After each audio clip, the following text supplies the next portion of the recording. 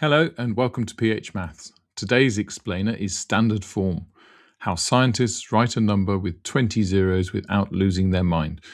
By the end of this, you'll know what the format actually is, how to convert any number to and from it, and why the front number must always sit between 1 and 10. Standard form means writing a number as a times 10 to the n. A must be between 1 and 10, not equal to 10, but at least 1.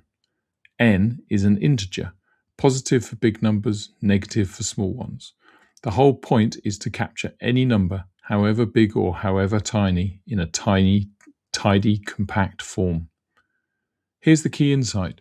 The value of n is just the number of jumps the decimal point made. A big number is a positive n. A small number is a negative n. So take the number, slide the decimal point until a sits between 1 and 10 and count your jumps. That's your n.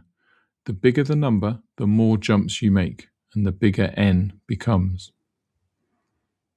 A common slip, a must be between 1 and 10. So 23 times 10 to the fifth is not standard form. The a value is 23, which is bigger than 10. Slide the decimal one more place. 2.3 times 10 to the sixth.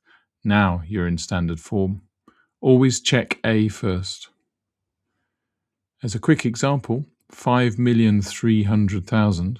Slide the decimal 6 places to the left to get 5.3.